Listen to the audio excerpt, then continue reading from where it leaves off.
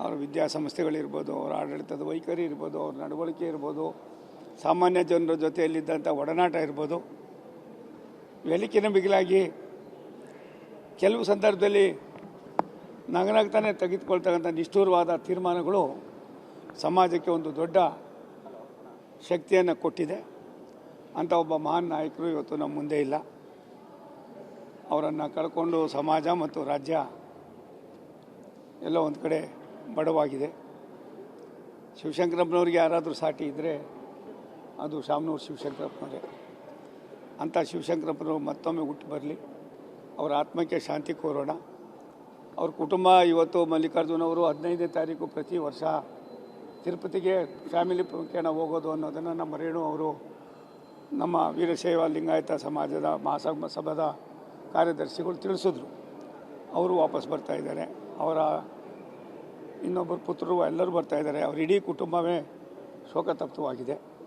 ಕೇವಲ ಅವರ ಕುಟುಂಬನೇ ಅಲ್ಲ, ರಾಜ್ಯದ ಅವರ ಅನುಯಾಯಿಗಳು, ಅವರನ್ನು ಹತ್ತಿರದಿಂದ ನೋಡಿರ್ತಕ್ಕಂಥವರು, ಅವರ ಕಾರ್ಯಕ್ರಮಗಳು, ಲಕ್ಷಾಂತರ ಜನ ಮಕ್ಕಳಿಗೆ ಅವ್ರು ಕೊಟ್ಟಿರ್ತಕ್ಕಂಥ ವಿದ್ಯೆಗೆ ಪ್ರಾಯಶಃ ನಾವ್ಯಾರೂ ಕೂಡ ಬೆಲೆ ತೆತ್ತಕ್ಕಾಗೋದಿಲ್ಲ. ಅಂಥ ಒಬ್ಬ ಮಹಾನ್ ಮುತ್ಸದಿ ನಾಯಕ ನಮ್ಮನ್ನು ಅಗಲಿದ್ದಾರೆ. ಅವರ ಆತ್ಮಕ್ಕೆ ಶಾಂತಿ ಕೋರೋಣ. ಅವರನ್ನು ಕಳ್ಕೊಂಡಿರ್ತಕ್ಕಂಥ ಅವ್ರ ಕುಟುಂಬಕ್ಕೆ ಶಕ್ತಿಯನ್ನು ಭಗವಂತ ಕರುಣಿಸಲಿ ಅಂತ ನಮ್ಮ ದೇವರಲ್ಲಿ ಪ್ರಾರ್ಥನೆ ಮಾಡ್ತೀವಿ. ಕುಟುಂಬಸ್ಥರು ಏನಾದರೂ ಚರ್ಚೆ ನಡೆಸಿದ್ದಾರೆ ಮುಂದಿನ ಪ್ರಕ್ರಿಯೆಗಳು? ಇವಾಗ ಇದಾದ ಮೇಲೆ ಮೋಸ್ಟ್ಲಿ ನನಗೆ ತಿಳಿದ ಮಟ್ಟಿಗೆ ಮಹಾಸಭಾ ಅಧ್ಯಕ್ಷರಾಗಿ 13 ವರ್ಷಗಳ ಕಾಲ, ಅಖಿಲ ಭಾರತ ವೀರಶೈವ ಲಿಂಗಾಯತ ಮಹಾಸಭಾದ ಅಧ್ಯಕ್ಷರಾಗಿ 13 ವರ್ಷಗಳ ಕಾಲ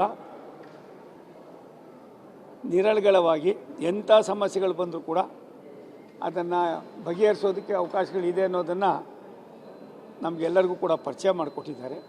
ಅಲ್ಲಿ ತೆಗೆದುಕೊಂಡು ಹೋಗ್ತಾರೆ ಅಂತ ಕಾಣಿಸ್ತದೆ. ಅಲ್ಲಾದ ಮೇಲೆ ಅವ್ರ ಕುಟುಂಬ ಬಂದ ಮೇಲೆ ಯಾವ ರೀತಿ ಇದು ಮಾಡ್ತಾರೆ ನೋಡಬೇಕು. ನಮಗೆ ಅಧಿವೇಶನ ಇದ್ದಿದ್ದರಿಂದ ನಾನು ಹೋಗ್ತಾ ಇದ್ದೆ ಸದಾಶಿವನಗರದಲ್ಲಿ ನಮ್ಮ ಸ್ನೇಹಿತರ ಮನೆಗೆ ಹೋದಾಗ. ಅಲ್ಲಿ ಗೊತ್ತಾದ ಮೇಲೆ ವಾಪಸ್ ಬಂದಿದ್ದೀನಿ. ಫ್ಲೈಟ್ ಕ್ಯಾನ್ಸಲ್ ಮಾಡಿ ನಾಳೆ ಬೆಳಗ್ಗೆ ಹೋಗ್ತಾ ಇದ್ದೀನಿ.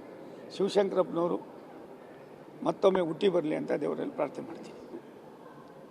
ಅವರ ವಿದ್ಯಾಸಂಸ್ಥೆಗಳಿರ್ಬೋದು, ಅವರ ಆಡಳಿತದ ವೈಖರಿ ಇರ್ಬೋದು, ಅವ್ರ ನಡವಳಿಕೆ ಇರ್ಬೋದು, ಸಾಮಾನ್ಯ ಜನರ ಜೊತೆಯಲ್ಲಿದ್ದಂಥ ಒಡನಾಟ ಇರ್ಬೋದು. ವೆಲಿಕಿನ ಬಿಗಿಲಾಗಿ ಕೆಲವು ಸಂದರ್ಭದಲ್ಲಿ ನಗನಾಗ್ತಾನೆ ತೆಗೆದುಕೊಳ್ತಕ್ಕಂಥ ನಿಷ್ಠುರವಾದ ತೀರ್ಮಾನಗಳು ಸಮಾಜಕ್ಕೆ ಒಂದು ದೊಡ್ಡ ಶಕ್ತಿಯನ್ನು ಕೊಟ್ಟಿದೆ. ಅಂಥ ಒಬ್ಬ ಮಹಾನ್ ನಾಯಕರು ಇವತ್ತು ನಮ್ಮ ಮುಂದೆ ಇಲ್ಲ. ಅವರನ್ನು ಕಳ್ಕೊಂಡು ಸಮಾಜ ಮತ್ತು ರಾಜ್ಯ ಎಲ್ಲೋ ಒಂದು ಕಡೆ ಬಡವಾಗಿದೆ. ಶಿವಶಂಕರಪ್ಪನವ್ರಿಗೆ ಯಾರಾದರೂ ಸಾಟಿ ಇದ್ದರೆ ಅದು ಶಾಮನೂರು ಶಿವಶಂಕರಪ್ಪನವರೇ. ಅಂಥ ಶಿವಶಂಕರಪ್ಪನವರು ಮತ್ತೊಮ್ಮೆ ಹುಟ್ಟು ಬರಲಿ.